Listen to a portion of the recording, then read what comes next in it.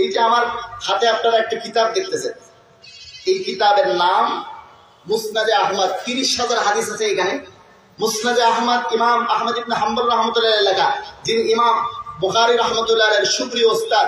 ইমাম বুখারী রহমতুল্লাহ বুখারী শরীফ লেখার পরে যেই কয়েকজন মুহাদ্দিস থেকে সম্মতি নিয়েছেন, এটার ব্যাপারে দেখিয়েছেন, অনুমোদন নিয়েছেন, তাদের মধ্যে অন্যতম একজন ইমাম আহমদ ইবনে হাম্বল রহমতুল্লাহ আলাইহি ইন্তেকাল করেছেন 241 হিজরিতে। ইমাম আহমদ ইবনে হাম্বল রহমতুল্লাহ আলাইহি লিখিত মুসনাদে আহমদ শোয়েব আরনাউত রহমতুল্লাহ আলাইহি লেখা, শোয়েব আরনাউত রহমতুল্লাহ তাহকিক সহ এই কিতাবটা মিশর থেকে চেপে এসেছে 52 খণ্ডে। এই 52 খণ্ডের আমার হাতে যে কিতাবটা আপনি দেখছেন মুসনাদে আহমদের 11 নম্বর খণ্ড 296 নম্বর পৃষ্ঠায় 12,279 নম্বর হাদিসে আপনি এখানে পাবেন আহলে কোরআনের আলোচনা। আহলে কোরআন বলতে আল্লাহ রাসূল সাল্লাল্লাহু আলাইহি ওয়াসাল্লাম একটা দল বলেছেন। সেই আহলে কোরআন কারা, তাদের পরিচয় আল্লাহ রাসূল সাল্লাল্লাহু আলাইহি ওয়াসাল্লাম দিয়েছেন। কিন্তু বর্তমানে আমাদের দেশে যে আহলে কোরআন আছে, ইন্টারনেট ঘাটলে আপনি যে আহলে কোরআন পাবেন, এই আহলে কোরআন বেঈমান, এই আহলে কোরআন ঈমান ছাড়া, ঈমান হারা, এদের কোনো ঈমান নাই। কিন্তু আহলে কোরআন নামটা বড় সম্মানী। আমি আপনাদেরকে দেখাচ্ছি এই হাদিস শরীফটা 12,269 নম্বর হাদিস, মুসনাদে আহমদ খণ্ড নম্বর 19 পৃষ্ঠা নম্বর 296। আপনারা ভুলে গেলে তো কাজ হবে না, এখানে আসছেন কিছু না কিছু সাথে নিয়ে যেতে হবে। মুসনাদে আহমদ 19 নম্বর খণ্ড 296 নম্বর পৃষ্ঠা 12,279 নম্বর হাদিস। এই হাদিসটা হযরত আনাস রাদিয়াল্লাহু তাআলা আনহু থেকে বর্ণিত। তিনি বলেন, ক্বালা রাসূলুল্লাহ সাল্লাল্লাহু আলাইহি ওয়াসাল্লাম, আল্লাহর হাবিব সাল্লাল্লাহু আলাইহি ওয়াসাল্লাম ইরশাদ করেন, ইন্না লিল্লাহি আহলিনা মিনান নাস। আল্লাহ পাক রব্বুল আলামিনের কিছু বিশেষ ব্যক্তি আছে মানুষের মধ্যে। আল্লাহ তাআলার বিশেষ ব্যক্তি কারা? ফাকিলা মান আহলুল্লাহি মিনহুম, আল্লাহর বিশেষ আস্থাভাজন ব্যক্তি, বিশেষ ব্যক্তি কারা মানুষের মাঝে? সাহাবায়ে কেরাম তখন জিজ্ঞাসা করলেন, তো আল্লাহর হাবিব বললেন, ক্বালা আহলুল কোরআনি হুম আহলুল্লাহি ওয়া খাসাতুহু। আহলে কোরআন যারা, তারা হলো আল্লাহ তাআলার আহাল, আল্লাহ তাআলার বিশেষ ব্যক্তি।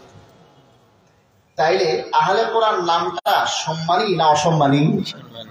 এই আহলে কোরআন নাম দিয়ে একটা ফিতনা লামাজহাবি শায়েখদের বাড়াবাড়ি সৃষ্টি হয়েছে। এখন আমার হাতে খুব বেশি সময় নেই, আমি এই 3টে গ্রুপের ব্যাপারে সামান্য কিছু আপনাদেরকে বলবো। কারণ আমরা বর্তমানে এই গ্রুপগুলোর কারণে বর্তমানে আমরা খুব কঠিন একটা পরিস্থিতিতে আছি। এমন একটা অবস্থা, এদের মসলাক, এদের চিন্তাধারাকে, বাতিল চিন্তাধারাকে এত সুন্দর করে তারা সাজিয়েছে, এত সুন্দরভাবে তারা ডিজিটালাইজ করছে, আপনি হতবাক হয়ে যাবেন। এই যে ধরুন বেদাতীদের ঈদে মিলাদুন নবী প্রমাণের জন্য 900 পৃষ্ঠার একটা কিতাব আমার কাছে আছে, ডক্টর তাহের আল কাদেরী, আপনি হতবাক হয়ে যাবেন। মুস্তাহিদ আলেম ছাড়া এগুলোর জবাব দেওয়া বড় কঠিন। ডিজিটালাইজড করেছে। আমরা কিয়ামের যে দলিলগুলো আগে পড়তাম, এই দলিলগুলো না, নতুন করে দলিল সাজিয়েছে।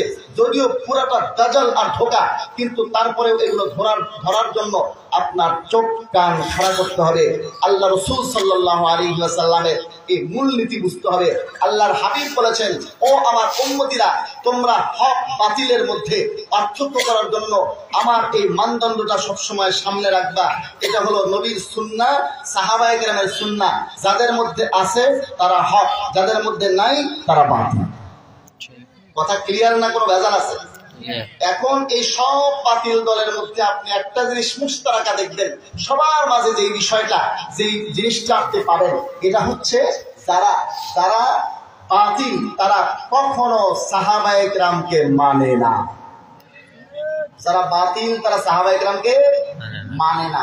এখন নতুন করে আরেকটা দল বিভিন্ন গ্রামগঞ্জের মাহফিলগুলোতে গেলে আমরা আরেকটা প্রশ্নের সম্মুখীন ইদানিং হচ্ছি, এটা হলো হিজবুত তাওহীদ। হিজবুত, আপনাদের এলাকায় এটা আসছে কিনা জানি না, বিভিন্ন এলাকাতে আসছে। হিজবুত তাওহীদ যেটা একটা দল আছে, এটা আসলে কোনো হিজবুত তাওহীদ না, এটা হিজবুশ শয়তান। ঠিক, এটার নাম কি আসলে?